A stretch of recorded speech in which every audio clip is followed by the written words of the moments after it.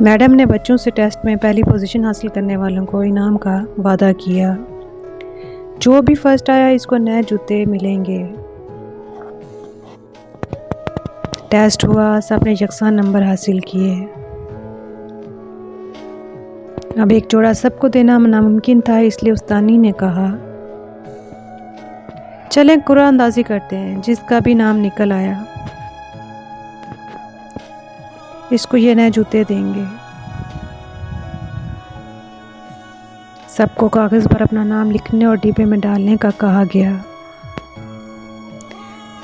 استانی نے ڈبے میں موجود کاغذ ٹکڑوں کو مکس کیا تاکہ کسی کی حد تلفی نہ ہو، اور پھر سب کے سامنے ایک اٹھایا۔ جو ہی کھلا تو اس پر لکھا تھا وفا عبدالکریم۔ سب نے تالیاں بجائی، وہ اشکبار آنکھوں سے اٹھی اور اپنا نام وصول کیا، کیونکہ وہ پھٹے پرانے کپڑوں اور جوتے سے تنگ آ گئی تھی۔ والد کا سایہ سر سے اٹھ گیا تھا اور ماں لاچار تھی، اس لیے جوتوں کا یہ انعام اس کے لیے بہت معنی رکھتا تھا۔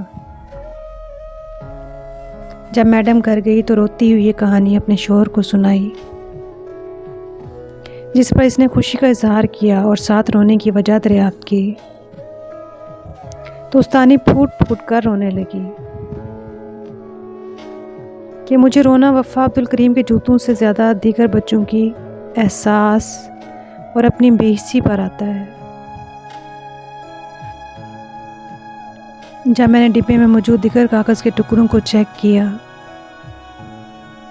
تو سب نے ایک ہی نام لکھ دیا تھا، وفا عبدالکریم۔ ان معصوم بچوں کو وفا عبدالکریم کے چہرے پر موجود لاچاری کے درد اور کرب محسوس ہوتا تھا، لیکن ہمیں نہیں، جس کا مجھے افسوس ہے۔